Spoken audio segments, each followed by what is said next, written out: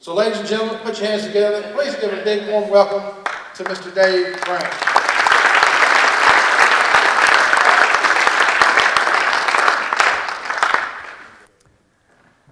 In sales, and specifically prospecting, there's a fine line between persistence and pressure.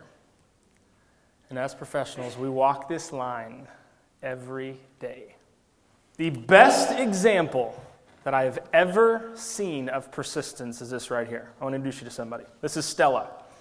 All right, if you can't tell, Stella and I are not related. There's a few key differences you can already probably see. Stella is the daughter of one of my best friends, Toby Ng. Toby runs one of the most successful Northwestern Mutual branches in Chicago, all over the country. And when I go to Chicago, I stay with Toby and his family. And this story I'm going to tell you was when Stella was 2.5 years old, exactly 2.5 years old to the month. And she has seen me before, because I'd been to that house a couple times. Right whenever I get to the door, come on in, we did some training for his group that morning. Come on in the door, and she runs to the door, she's got it, her mom's right there, Cassie's right there. And who's that? You know, who's that? It's Dave. Hey, Dave, what's going on, Dave? Dave, good to see you, Dave. And then all of a sudden, now we're shaking off to go see everything in our house. Let me show you under my bed, Dave. Let me show you under my bed. Mr. Toby's like, Mr. Brown. Okay, Mr. Brown, excuse me, Mr. Brown. Let me walk you out to the backyard and show you some toys. Let me get in here, Mr. Brown. She showed me her toothbrush. She showed me her bathrooms, the basement, every single toy that she had. 20 minutes long. I'm just whisked all around this house. Until eventually Toby pulls me aside and goes, all right, bro, we don't know where this started happening, but she is just every single person. The words are coming out. She's talking like crazy. She's getting everybody's attention. You're just going to have to literally ignore her. We've started to do that in our household. So we sit down to dinner, and I just said, okay, I'm going to play this game. I'm not going to say anything to her during dinner. Do you know how many times, can you guess how many times this little girl right here said, excuse me, Mr. Brown, over the course of 20 minutes? 118 times. I counted. Beautiful. Wanted my attention. Every bit of it. Excuse me, Mr. Brown, excuse me. And all different ways of asking, too. Any kind of way you could imagine. And so she knows. She started saying, okay, he's not paying any attention to me, and no one's saying anything to me, so I have to start breaking out some of my big guns. So she turns to humor. I'm leaving the room. Dinner's over. Me and Toby are going into the living room to hang out. As I'm leaving, she said this to her mom, 2.5-year-old. She goes, Mom, at dinner tonight, Mr. Brown wasn't very conversational. Beautiful, pure persistence.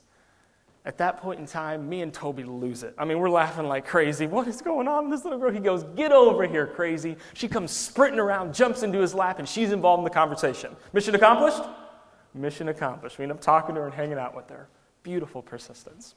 When I say the word servant. Come on, give me a couple things that come to your mind. When I say the word servant, give it to me. What are some things that come to your mind? Come on. Mother, brother, good, serving. Yeah, come on, what else? Helper, yeah, waitress, okay. Yeah, helping, helper, giving. It's usually a good connotation, good to it, right? The good things that are behind it.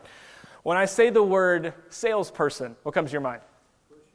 Pushy. Ooh, that's sleazy, right?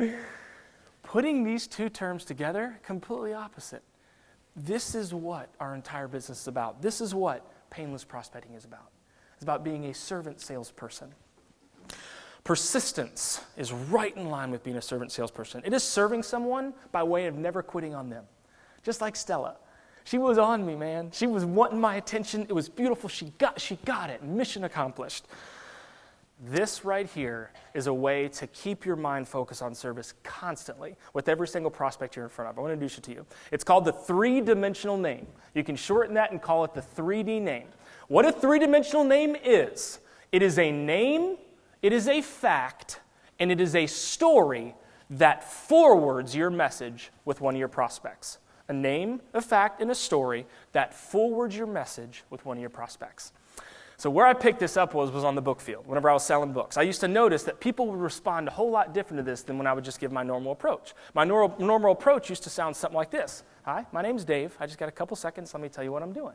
I'm the one that's been running around talking with all the moms and dads in the neighborhood with kids about some stuff to help them out in school. That was the normal approach. What I started doing was started putting some three-dimensional names into this throughout my presentation, and things started breaking loose. So for instance, come up to that same door. Hi, my name's Dave. Actually, I just have a couple seconds. Let me tell you what I'm doing real quick. I'm the one that's been running around talking with all the moms and dads in the neighborhood. And I was actually just right down the road hanging out with Rusty and Kayla. I don't know if you know them. Great family. They're right at the top of the street. Yep, they've got a couple of teenagers that were really struggling with their math homework. They were very active kids, really into sports. Stopped by, had a great conversation with them, showed them some stuff to help them out they were really excited about. Yeah, Rusty and Kayla, they're the ones with the black Labrador that runs up and down the fence every single time you turn onto the street. Do you know Rusty? Now, may or may not know Rusty or Caleb, but what do they know for sure? The dog, right? I mean, that's giving them that mental image, and you see how that story forwarded what I was doing. And then right across the road, I don't know if you know Craig and his family. Yeah, they've got a couple little ones, just little guys, and education was so important to them. We stopped by and talked about some stuff that could get their kids' heads in the right direction, starting when they were just babies. And it was awesome. They loved that. They loved that I actually took the time to care about them. Yeah, they're the ones with like those, gold, like metallic balls and like 15 gnomes. Yeah, do you know Craig right across the road?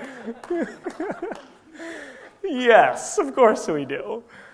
Bringing credibility to the whole thing. But the story does the selling for me. I talked about persistence and pressure. And in life, there is a fine line between competition and comparison. And as people, we walk that line every day. Competition is a beautiful thing. Competition can take you to new places in your life. It can take you to new places in your career. You see it all over the world. It's such a good thing. Comparison, it destroys so many things. Competition unites strangers. Comparison produces them. Whenever you're comparing yourself to someone else, you got no chance.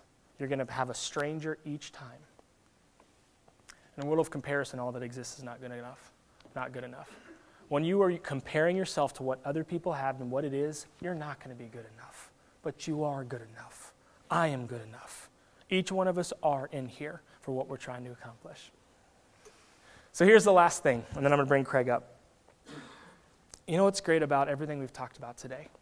Whenever you put these principles in place, whenever you're careful about that line between persistence and pressure, whenever you're accelerating the world, whenever you are using three-dimensional names, bringing your job to life with everybody that you interact with, everything with the competition and comparison, when you are aware of that, and Mr. Mediocrity and those words that are throwing you off, y'all, you know what's great about this?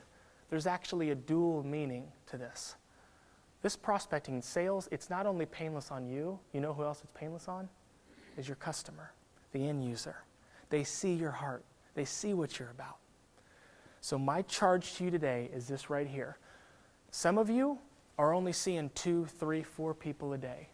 When you see more people, you get a chance to serve more people. And the way for our best to get better is us to go see more people. If you see 5, go see 10. If you're seeing 10 people the course of the day or talking to 10 people, talk to 20.